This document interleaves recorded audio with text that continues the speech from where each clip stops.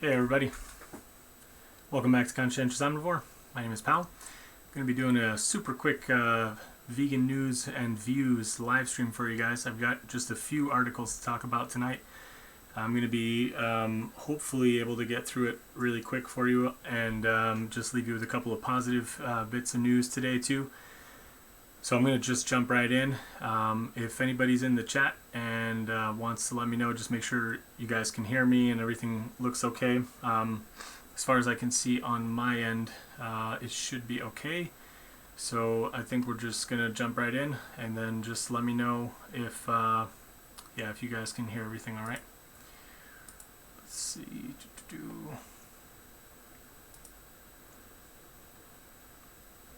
Hopefully you guys can see my screen. And we're going to just start off with kind of the bad news. There was a huge crash of a transport truck carrying cows in, I believe this is Canada, Edmonton, Canada? I think it's in Canada. Shoot, I don't even know. I'm pretty sure it's in Canada. But anyway, it was a big crash. There were 104 cows on the truck, and like 30 of them died on the spot or were euthanized by veterinarians after they arrived on the scene. Hey Nikki, welcome. Thanks. I'm doing good. Hope you are too. I'm going to try to do all the negative kind of news at the first half, and then we'll do all the positive stuff at the end. Because I got some really good positive things and I want to end on the positive note.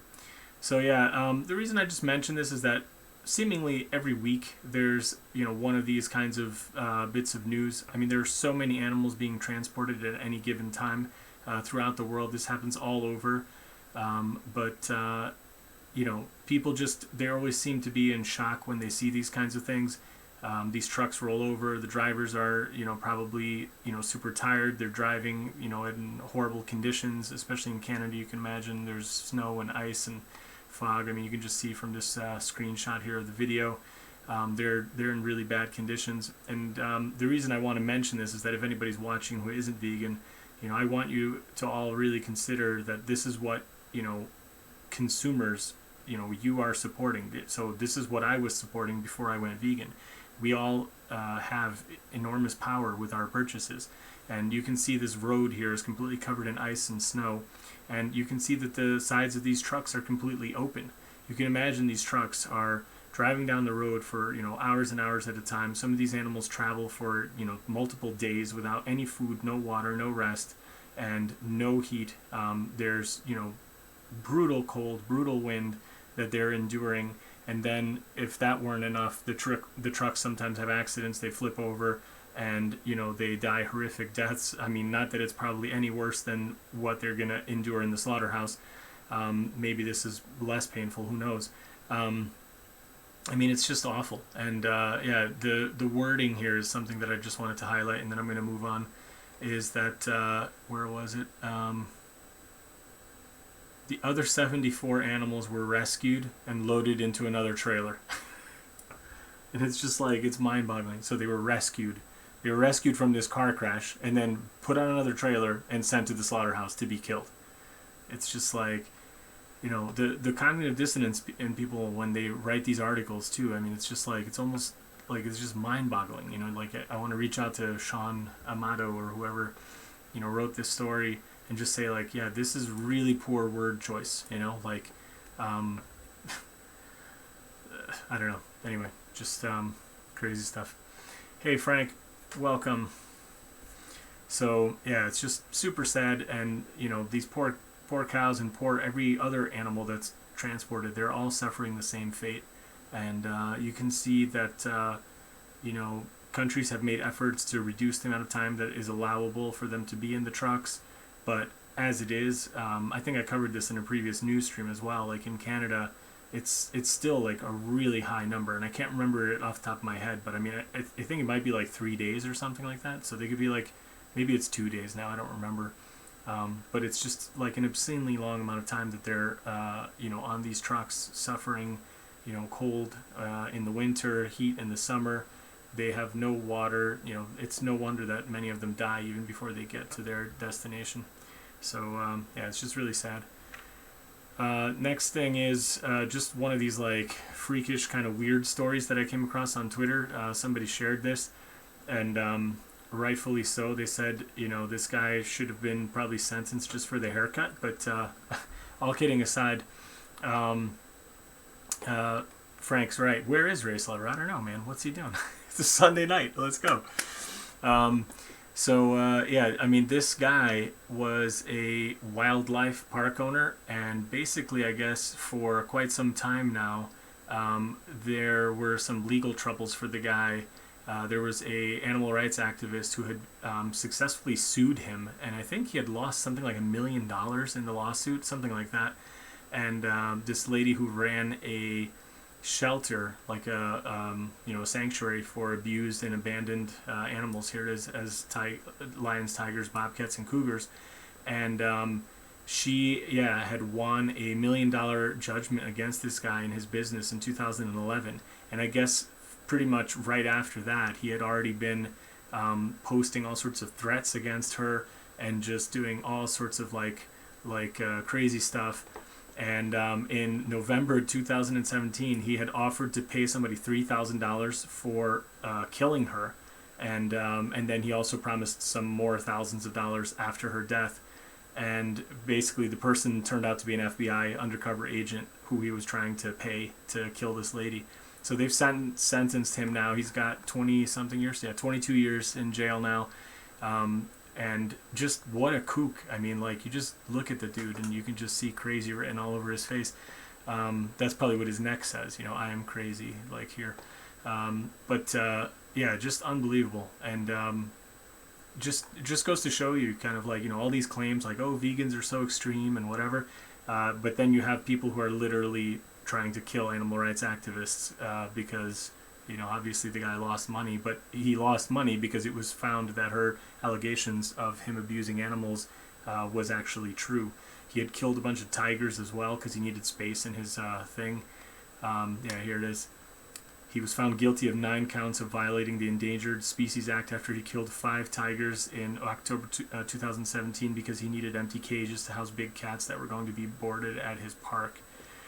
So then, just crazy stuff, man. Like, I don't know, just crazy eyes. Sorry, Frank. What? Kobe Bryant died today? Are you serious? I didn't know that. That's kind of big news.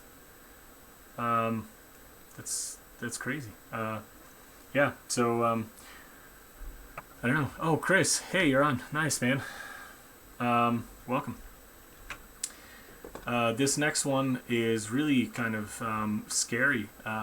If anybody's ever been out to California and seen the giant redwoods, you'll kind of, know what I'm talking about. But like, these trees are so magnificent, and it's really insane. Like, they are actually starting to die now from drought and beetle bark or bark beetles, I guess. Fire stress, drought stress, and the beetles. And these are things that previously scientists had said that they were immune to, and that these things wouldn't actually affect the trees.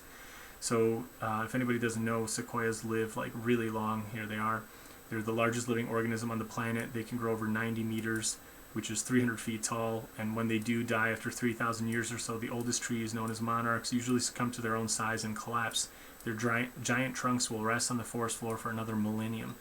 So it's just kind of amazing when you think about these. And if you've ever kind of been near one or seen it, I mean, it really is kind of awe-inspiring. Many years ago when I was actually living in the U.S. and I went out on a work trip to California, I went out to, I think it was called the Great Basin Forest or something. I forget the name of it, but it's near like Palo Alto. And wow, what an amazing thing! I mean, they had a section of like a cross-cut section of one of the felled trees, like up at the visitor center where you park, and it was just this massive thing, like, and you just stood there like looking at it, and they showed, at the center of it, like where it starts growing in the rings, they had the different like little pins put in for different like human kind of timelines, and it was just like, it was like, oh, this was like, the year like, like like Jesus was born, and then it was like, this is the year, like, the this happened and that happened, and it was like you could just see like the timeline of humanity just like stretching and all this kind of stuff. And it was just like really crazy to see that, and to think that these trees have been around for so long. And now they're basically saying some of these trees are dying like 500 years too young. They just simply can't handle the the stresses that are being put on them now. So it's pretty amazing that these have lived for so long, and seemingly been indestructible. And now the environment changing, the bark beetles are more aggressive. They aren't dying off in the winter like before. The droughts are more severe. They talk a lot in this article about how the fire situation has changed. So a lot of these trees need actually low-level fires to survive and actually reproduce. They've evolved over the years to actually release their seeds like from the heat of the fires. So normally you would have like a little fire that would go through the forest and kind of clear out a lot of the smaller shrubs and growth like beneath them, and these trees would remain relatively undamaged because they're so big.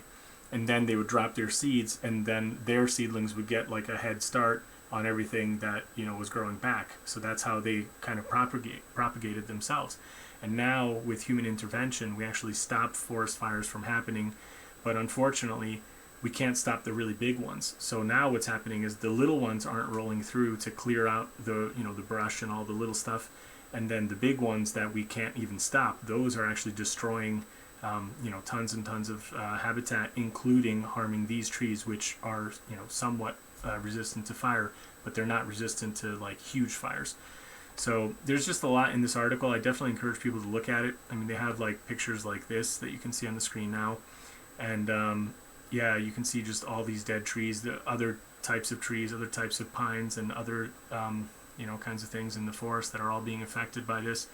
And kind of iconic views from Yosemite are now basically turning gray and dead. And it's just like a really kind of crazy thing to see. So it's actually quite kind of scary and sad. Like, and I wonder what's going to happen to this. But there are people who are doing a lot of efforts at regrowing these trees. There was actually a wonderful little short film that I saw, and I didn't prepare it now, but maybe at the end I'll dig it out from my search, and I'll put that in here so anybody wants to look at it afterward. You can see there's a movement to kind of like replant these trees and actually spread them into other areas as well. Farther north, where they're going to be less affected by the by these droughts and pests and all this kind of stuff, to try to maintain the genetic diversity. So let's see, what are you guys right? Oh, Frank, glad you put in some input to the silliness that organic is carnist. Well, I felt kind of compelled to, Frank. Thanks for that. I hope everybody appreciated it. I did spend a lot of time on that. And I think that kind of message is really bad for the vegan movement. I think just the way that people are reacting to that, it's not helpful. And that's why I did it. So hopefully that cleared up some stuff for people. Okay, now I'm going to go into a bunch of things that are kind of related, and then I promise, go into the good news portion. But I don't know if anybody has seen this, but maybe like 2 weeks ago, this was kind of like headline news there. In the UK, a police counterterrorism initiative labeled the Extinction Rebellion group as an extremist ideology, and they actually ran a pamphlet which included them as one of the organizations that are deemed to be extreme. And they were featured here. It says alongside threats to national security such as neo-Nazi terrorism and a pro-terrorist Islamist group. In another article that I've seen, there was like some Satanist kind of like group as well, some like extreme Satanist group in the pamphlet as well. And then I guess after they kind of got called out for this, they did they did kind of apologize for it, and they said that that was an error, and it was a, you know, an error in judgment, and it shouldn't have been included and what have you. But basically, you know, they set out this pamphlet to teachers, law enforcement, people like first responders, firefighters, you know, ambulance, all these kinds of people that would normally get this kind of communication from the government, and they're telling people what to look out for. And it's just really crazy that like Extinction Rebellion would be listed, you know, on there, and you know, it's just like, I mean, I don't know, like it's really scary to think, like it's almost funny in a way, but like it's really scary, and you know, like I just think like this is such a it's a threat, you know, it's not even a thinly veiled threat. It's a threat to people that, look, you know, don't rock the boat, don't stick up for what's right, just shut your mouth, keep doing, you know, what you can you know, do legally, and go to work, and, you know, go to school, and keep your mouth shut, and don't try to change anything because we like it the way it is.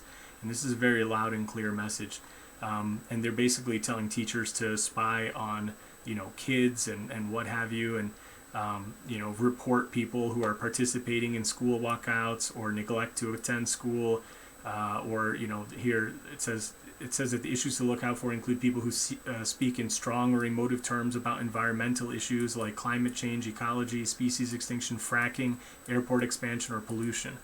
You know, they're telling people to just be on the lookout, and they think like animal rights is, you know, an extremist ideology and all this kind of stuff. I mean, this is like really scary stuff. In a previous live stream a long time ago, I covered a story similarly, also in the UK, where it turned out that it was something like, I don't know, a decade and a half or more, they had secret undercover police trying to infiltrate like animal rights groups, and they even went so far as to strike up romantic relationships with people, and basically spy on them for years. I mean, it's insane. Like, this kind of stuff reminds me literally of like the reason why my parents left communist Romania back in the 80s. I mean, like, there you had the Securitate, you know, the secret police. Like, you never knew who was spying on who. You know, your neighbor could be like, you know, spying on you, and you could just say something that was like, oh man, you know, did you hear about the protests in London, you know, Extinction Rebellion or whatever? And then they would be like, oh yeah, pals, he's sympathetic to that cause. He sounds pretty extreme to me. And then you know, they would report you. The next thing you knew, police took you away, and people might never see you again. Or maybe you would be lucky and you just get beat up and then told to shut your mouth next time, and, you know, be released. I mean, I don't think we're too far off from that, and it's really, really scary. Like, the things that they have available to them now to spy on people is even worse than anything they even dreamed of back in those days. Nikki's saying 1984. Yeah, I mean, the stuff in, you know, in the science fiction of the, you know, of the day is like nothing compared to what we have now. Look at what, you know, has happened in like Facebook and, you know, all these kinds of things. Our phones are spying on us. Like, I mean, it's really scary, and yeah, like, governments are going to be looking against, you know, to fight against people who want to fight against them and change them. So Chris says you can buy redwood tree seedlings on eBay. That's cool. Yeah. So let's see. Nikki says facial recognition about to start in London. If it hasn't already, I'm sure they will use it for protests. Yeah, and I mean, London's one of the most heavily kind of like, you know, videoed places or whatever. Like, they have the most CCTV, you know, coverage, I think, in anywhere in the world. So yeah, one policeman got a girl pregnant. I'm pretty sure there was a case where the policeman actually ended up quitting the force and then staying with the person that they got romantically involved in. But you know, how scary is that the initial premise of the, you know, of the contact and of the relationship is one that the person is literally being paid to spy on you and report on your, you know, doings and whatever. I mean, that is insanely you know, shady and scary. There was a really great write-up that I wanted to share. I found this from Twitter. I recently started following this account, Aurora Sekhmet Writes. You can see the ad here. I don't know if I'm going to even pronounce that correctly, but Musen Tovlucht, I don't know. Anyway, but they had a wonderful write-up about this, And you can see here that this person says, I founded my sanctuary for endangered birds. I got labeled an eco-terrorist and my phone was tapped for a year. When they found nothing, it stopped. It just shows how upside down this world is. The narrative that animal rights activism is extremism must stop. And I highly encourage everybody to read this. It's, obviously the, writing of this person, and talking about this story, and just kind of, just really showing like how really kind of like upside down the world is, and everything's kind of backwards now. It's like, if you care about animals, you care about the environment, you care about, clean air and water for everybody, that somehow makes you extreme. That makes you a terrorist, on par with a, extreme, ISIS, supporter, or a neo-Nazi, or a, like, what did they say is an extreme, Satanist or whatever. And that's who you're labeled with. I mean, it's just really, really crazy and really scary.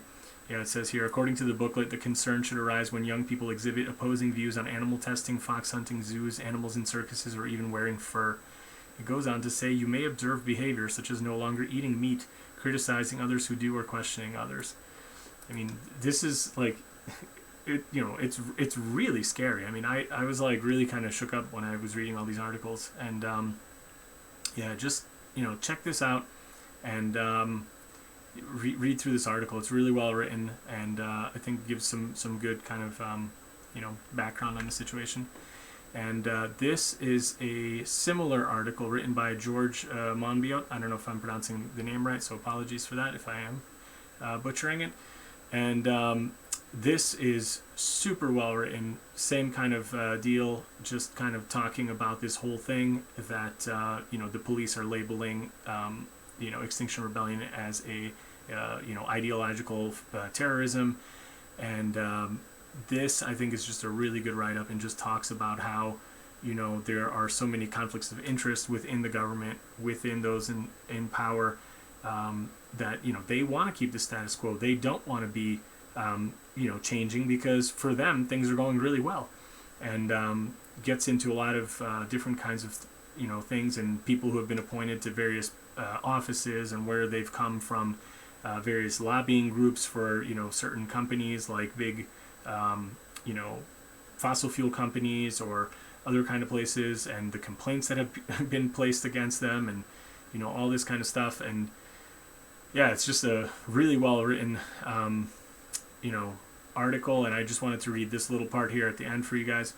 So it says, in his letter from Birmingham jail, Martin Luther King, subjected to smears very similar to those now directed against Extinction Rebellion and other environmental groups, noted, the question is not whether we will be extremists, but what kind of extremists we will be. Will we be extremists for hate or for love? Will we be extremists for the preservation of injustice or for the extension of justice?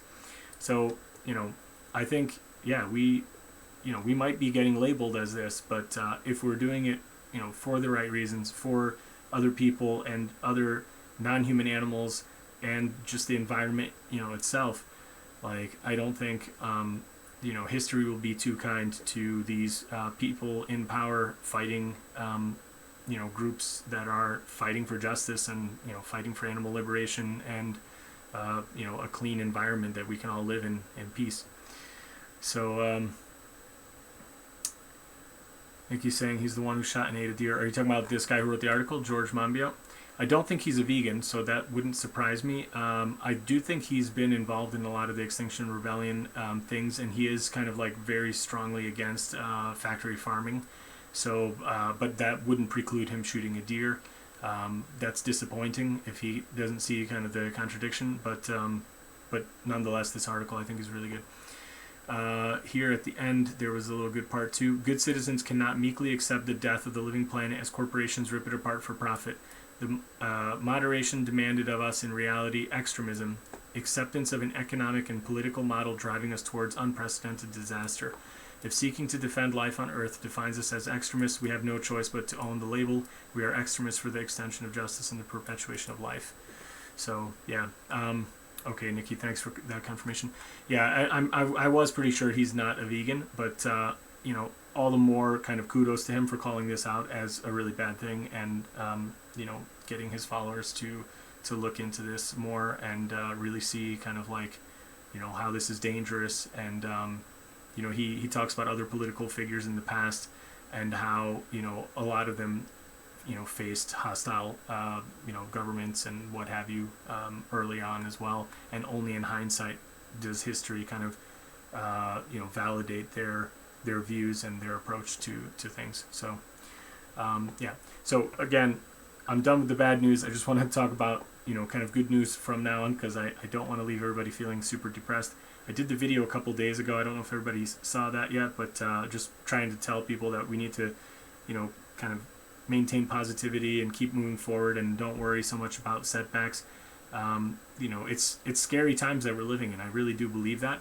But I think if we, you know, if we don't give up and we just kind of roll with the punches and try to do our best to keep positive regardless of what's happening, and just, you know, focus on what we can do instead of just worrying about what we can't do, I think, you know, we can make huge changes. So that's kind of what I really want to say as well. Frank says, eco and animal rights can be terrorism. Terrorism is means, not an ideology. Certainly, I would agree with that, Frank. I think there was a live stream that I did once a while back where I talked about the women's rights movement and how they were actually extremely violent at times, the suffragettes. And there was, you know, a lot of debate within the movement itself as to what kind of means were acceptable and what weren't.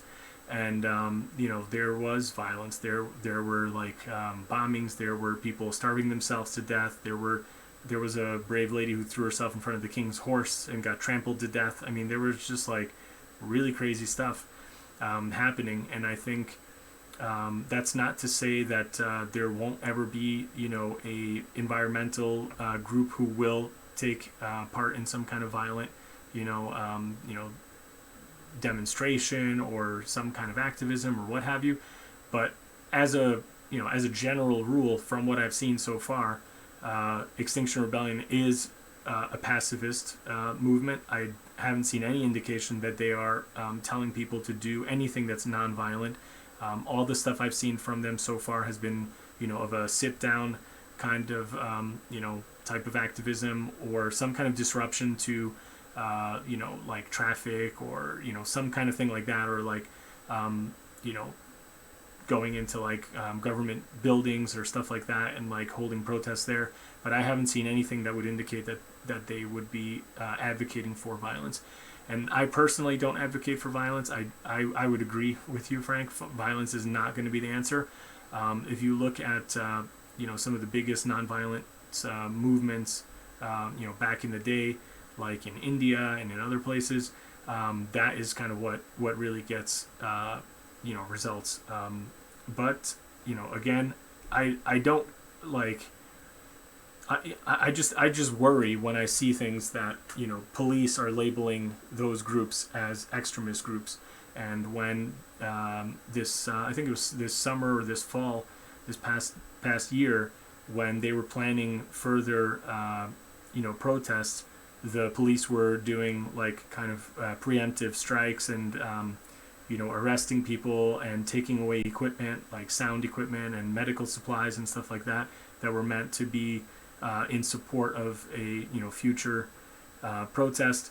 I worry when I see things like that. You know, it's kind of the equivalent of like thought crime and arresting people for something that they may do in the future, and I just don't think that's right. Hey, Vegan Foot Soldier, welcome.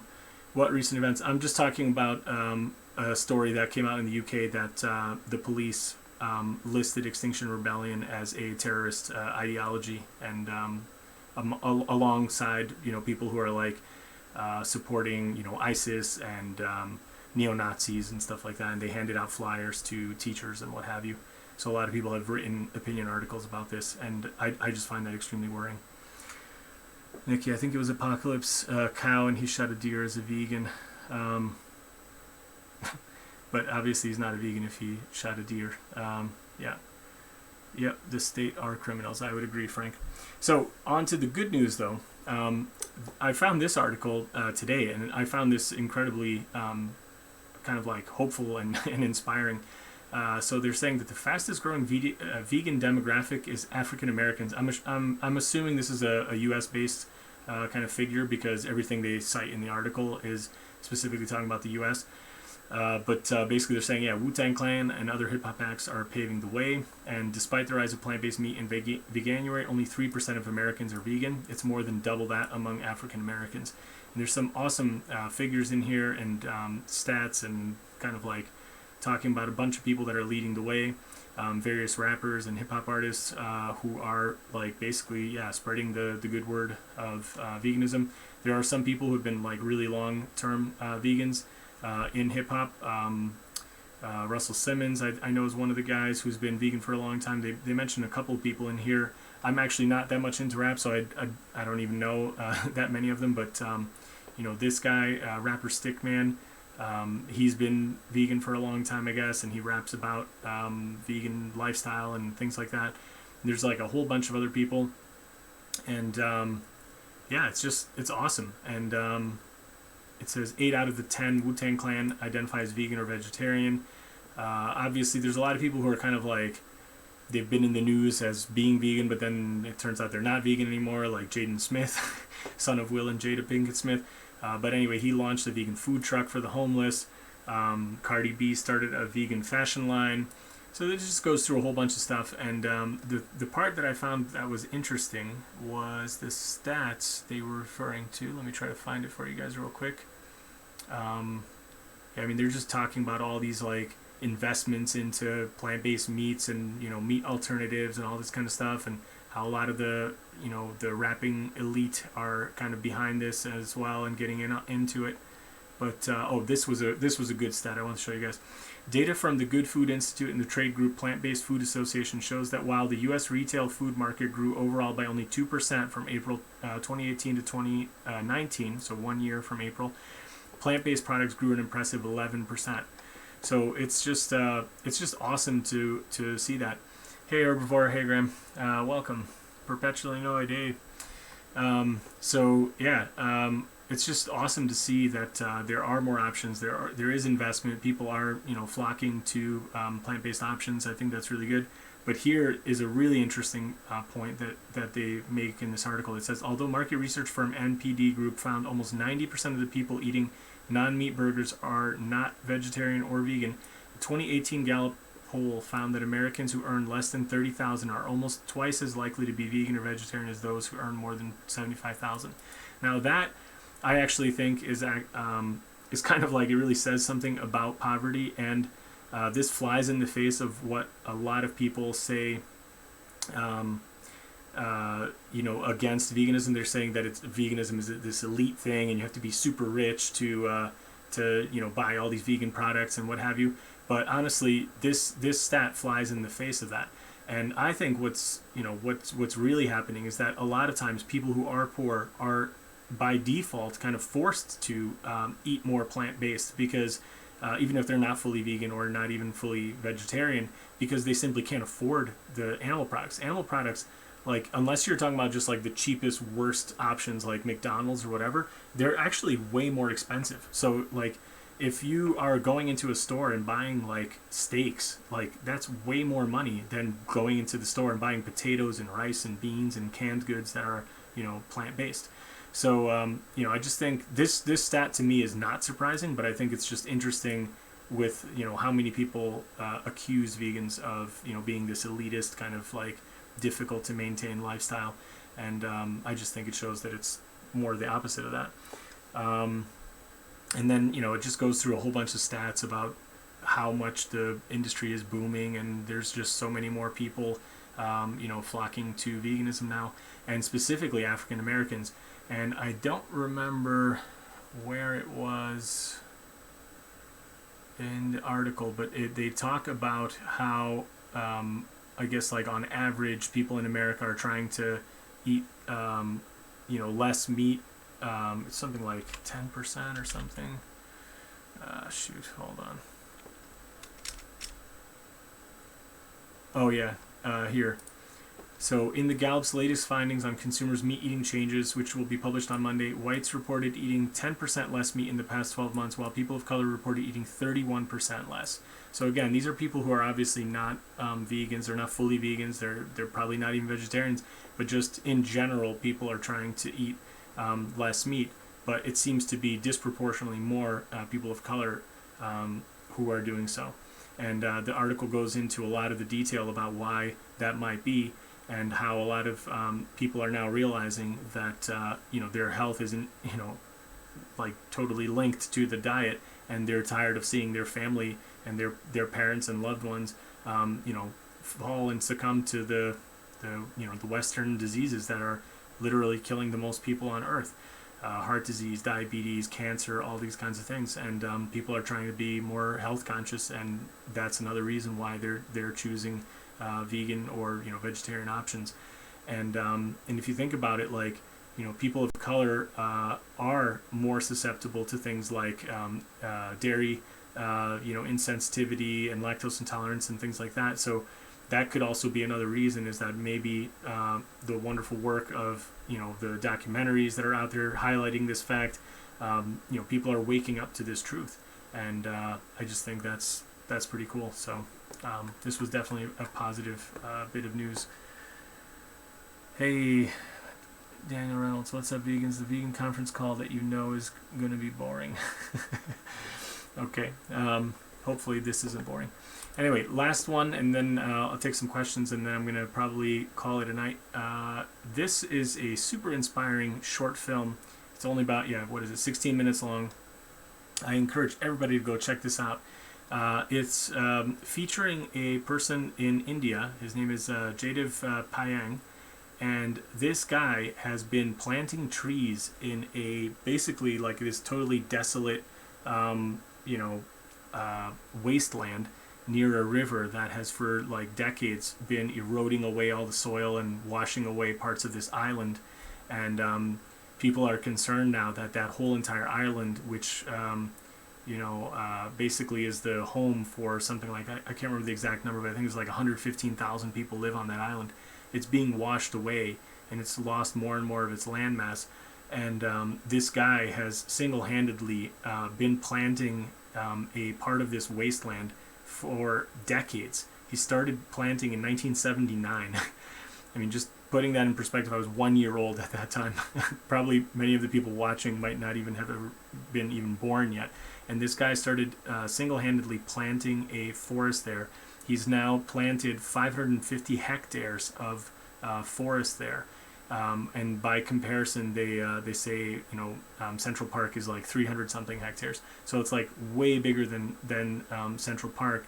And this guy has done it kind of like without any kind of funding or any kind of like big backers or anything like that. And it's only been relatively recent, in the past, I don't know however many years, that this guy who was a photographer was out boating, like canoeing on that river. And he came across this guy's oasis that he had planted there, and he met the guy, and he wrote up like a nice article about the man, and got it published in the local newspaper. And then after that, he got a lot of recognition, and I guess he's gotten some awards from various associations and groups and things like that in India, and he's gotten a lot of recognition now. And people are actually trying to protect his forest, but he's doing it as a way to fight the erosion of the island and climate change and all this kind of stuff. Again, I don't think this guy's vegan necessarily, but just he's very intensely devoted to trying to preserve the wildlife. He's really adamant about protecting the forest there, and it's a really inspiring film just to see what one person has been able to do. And just his attitude. I think there's a couple of really powerful quotes in this little short film. One of them, I think he says something along the lines of like, as long as he's going to be able to draw a breath, like he'll keep planting, like so till the dying day. And there's one part where he says that, like all species, they're all animals. And the only difference between, humans and the other species is that we wear clothes. And it's just this beautiful kind of thing. And he's actually been able to get like so much biodiversity growing up there in the woods that he's created, in this forest that he's created. He now has like rhinos and tigers and elephants that live there. I guess they say there's like something like 115 elephants that live there, and just crazy stuff, that like just one person is able to do such a huge thing. And if you actually go online, you can actually find several similar kind of people that have rewilded and regrown huge forests. Some of them, taking permaculture principles, using swales, water retention, all these kinds of clever things that I've talked about in other streams. People like Sepp Holzer talks about making hugelkulturs, and all these kinds of things are out there that people have known about for decades, and people are literally, reversing desertification and stopping erosion of places like this guy's home, along this river in India. And I just found this to be hugely inspirational. I definitely recommend everybody go watch this movie. It's only 16 minutes, and I just think it would like leave a smile on your face seeing how beautiful this place is that the man worked on and just devoted a good portion of his life to. It's just really amazing. And actually, right here on the thumbnail, I can see this is the other film that I was telling you guys about. The guy who's trying to regrow the redwoods and cloning a lot of these forests and stuff. So check this one out too. I'll make sure to leave all these links in the comments like I usually do. So yeah, that's all I had. I'm gonna leave all the links like before, like I always do. Let me know if you guys want to see similar stories or talk about other people who are kind of doing these rewilding and regrowing of things. I just think it's really important, and I think it's really inspirational, and it just goes kind of hand in hand with the message that I always tell people too. If you have like a lawn, try to grow some food, get a garden started. If you don't have that, try to put some basil in a little box in your window. That can help. Anything you can do to help is really awesome. Okay, now let's get to the comments. I'm going to switch back the camera view. Hope you guys liked that. Let's go back here and go back here. All right. Okay, Nikki says it's not boring. Nice, good. Daniel says, well, I meant it's boring in the sense that it'll just like a vegan company conference call, listening to the latest product numbers, etc. Yeah, I didn't want to get into the money aspects of that article. That's why I kind of focused on the people aspects. I think that is the far more interesting thing. But honestly, the other thing is that the fact that people are making money off of plant-based options, I see nothing really wrong with that. And if anything, these companies that are making money off the the exploitation of animals, they're going to change too. They're not evil for the sake of being evil, I think. Most of them, maybe some of them are, but I would say most of them are just doing what is making them money. They want to be rich, and that's their thing. It's like they're just going to go and, make more plant-based options if they see that is what's popular and that's what people are buying. So I think, that's the good part of capitalism, that if it works and if the government subsidies stop and it will actually allow those companies that are doing really stupid things, that are passing the environmental costs and all these kinds of like additional costs to society. If we stop those kinds of subsidies, those companies will fail and they will change their business. So I think that's kind of the good news.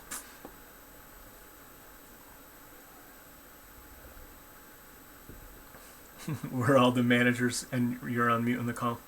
Yeah, sorry, Daniel. If you want to jump in next time, I'll do one and then just get in touch with me and I'll have you co-host and we can talk about the articles together. Nikki wants to be a forest woman. Absolutely.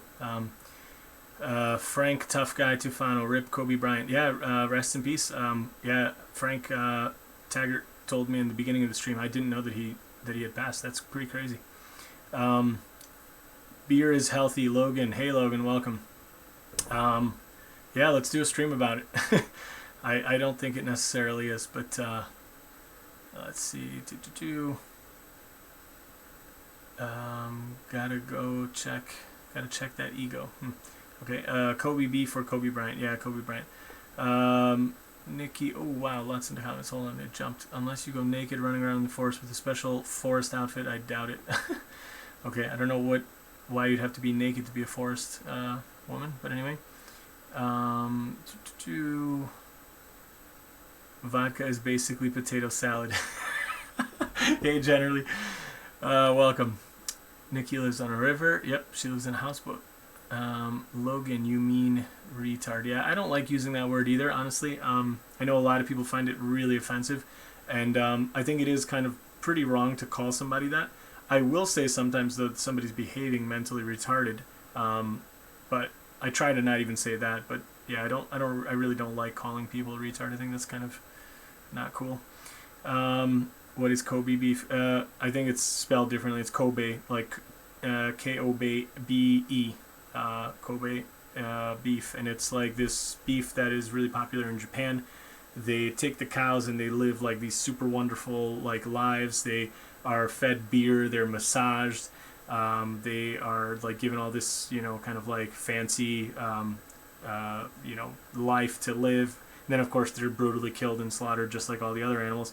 But their meat is highly prized because it's extremely fatty. It's very marbled. So like a small cut would be, you know, probably like, you know, hundreds of dollars or whatever compared to maybe like a $20 steak that you would buy of some other kind of animal. That's the Kobe beef. Chris, people in California grow a redwood in your yard. Yeah, that would be awesome. One thing to note though, I think with a lot of the redwoods is they need more than one to grow successfully. Because they grow so tall, their roots are actually relatively shallow compared to their height, and they have to be in a network of other trees to support each other in extreme weather. So the roots will actually kind of like you know, grow together and support the trees, and that's also one of the reasons why so many of them are dying out. Because as you go in and start, you know, cutting them, and you know, one or two of them dies in key kind of like strategic places, it weakens other ones too, and it makes them more susceptible to storms and other kinds of things. Logan, what happened to your snowboarding stream? I don't know. Vegans, why don't you want to mow grass? Oh, why do you want to mow grass? Yeah, exactly. I think just anybody, like don't grow a lawn. Like grow food, you know, plant stuff. If you don't want to like work really hard like in the garden and whatever, do the mulch bed stuff like I do, or you know, heavy compost, or just put fruit trees in, and put fruit bushes. Those are like you know, you don't have to like keep replanting them. They're just going to grow year after year, and they're going to keep getting you more and more you know, food. So I just think that's the way to go. Generally, yes, more stories like that, please, pal. One person can make a difference. Absolutely. That guy in India, I mean, that is like hugely inspirational. I saw that video, I was just like almost crying. Logan says there's no signal out there. Oh, that's right, you were gonna live stream from the snowboarding coming down the mountain, so there was no signal. That's too bad. Maybe you did I hope you did a video. You can post that. Chris, depends where you want to go with that question about why you want to mow grass. Okay. Yeah, I'm not gonna go there. Logan, oh, okay, what's fun? Yep, I'm all ears. They are just going to export animal products to second world companies. There will just be less regular people. I'm not sure what that comment was in regards to. Probably my comment about how these companies are just going to keep doing what they need to do to make money. I would kind of agree, Daniel, but again, there's only so far that you can do that, and people are waking up. Like years and years ago, I remember reading an article in Rolling Stone magazine about how pork producers were, you know, exporting so many of their, you know, business to places like in Eastern Europe and places with like less regulation and, you know, less strict rules about like pollution and all this kind of stuff.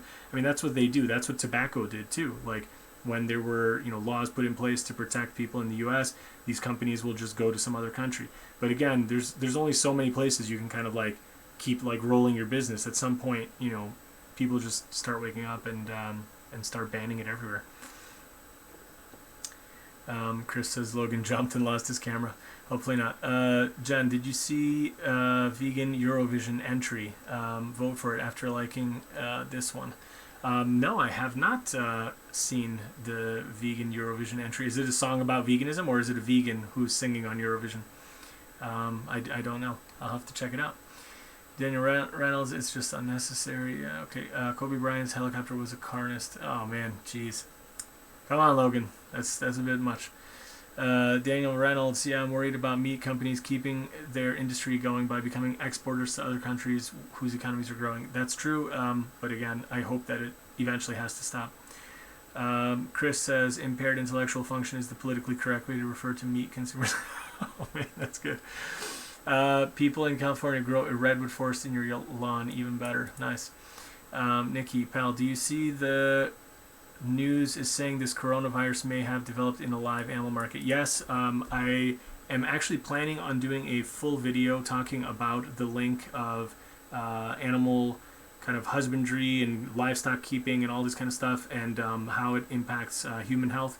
So I'm going to try to put together a pretty extensive, big kind of video on this topic.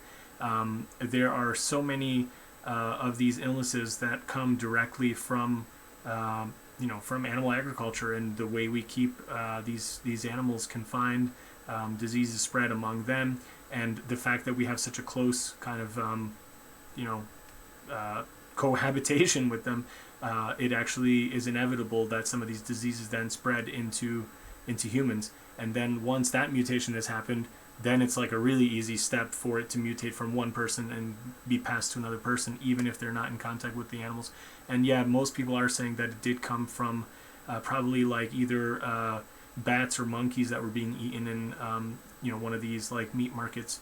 And yeah, like we were on the live stream together with Chris and Logan and Planton last night, and we were talking about this too. And yeah, basically like a lot of these things, like in Asian countries, like they will eat anything.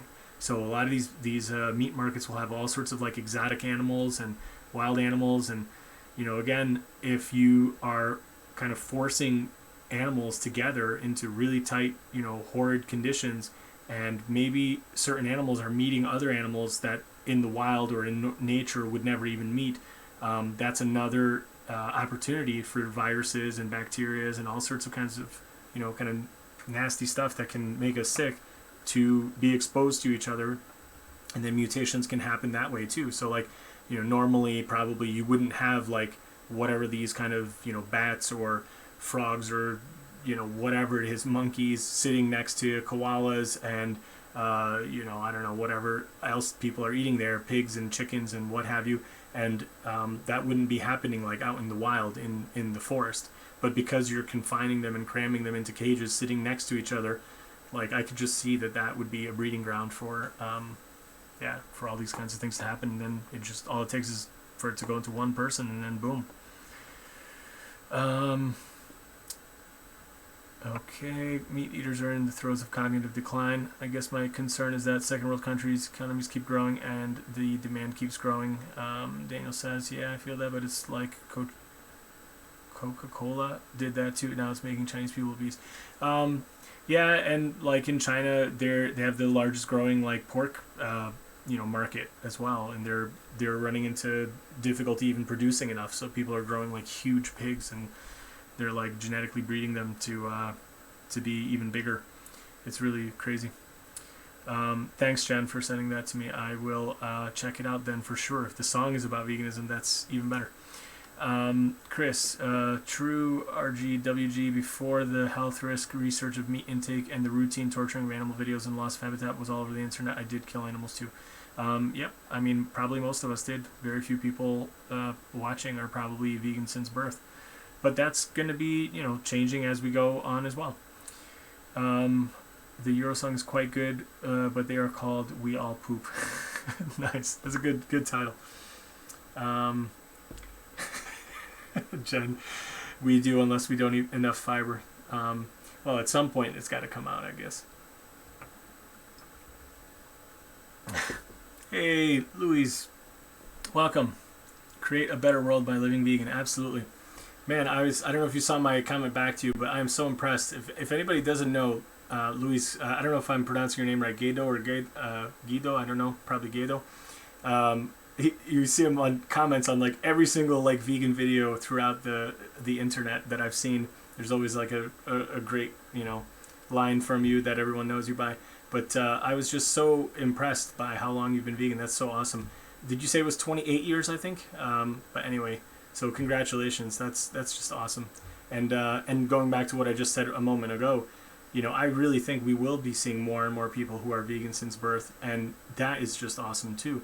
And I think when you have people that grew up vegan, when they get to, you know, to the age that, you know, they can make their own choices, they're no longer living in their parents' home, I think for somebody like that, that will be, you know, kind of the true, you know, vision that I want to see for the world. That like when you've grown up not you know, brainwashed into thinking that it's normal to kill animals, or that it's necessary to kill animals, you know, you would have to be kind of insane to then make that decision to say, oh, you know, I think that's a good idea. I'll go kill something that I don't need to kill, destroy the environment to do it, and all because, you know, it might taste good. And I don't think that's going to happen. So I think that's just a great thing to see.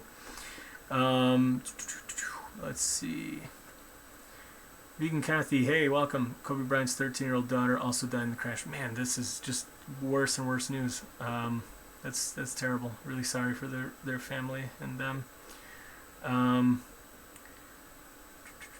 Vegan Kathy, happy belated birthday. Okay, happy birthday. I didn't know that. Let's see. Generally legend. Yeah, Louise is a legend. Let's see. 28 in 3 months. Man, that's so awesome. I'm gonna be like hopefully there with you in a long time from now, but I'm working on year 5 this September. It's going to be 5 years for me. The godfather of veganism, that's right. I'm just trying to keep up with your awesomeness. Oh man, well thanks so much, I appreciate that. So yeah guys, that's all I had for today. I'll leave all the links and stuff, you know, as usual in the comments after the stream is done, so feel free to check out those articles. Definitely read through you know, the one on hip hop. I think that had a lot of interesting figures and really good positive information, and also the ones about the you know, extinction. I have trouble saying the word Extinction Rebellion being you know, labeled as a terrorist group. I think that's pretty important to read that as well, and then just watch the video about the Indian guy growing the forest as an individual. I think that's just awesome. Oh, nice. You completed an interview with Vegan Foot Soldier. That is cool. I know he's got the whole series. I've actually been kind of behind watching some of those, but he has a whole series of talking to people with you know, long-term like vegans, and I think that's really cool. I definitely look forward to hearing that as well. So yeah, if anybody has any questions, let me know. Otherwise, I think I'm gonna have to call it a night and head off to bed pretty soon.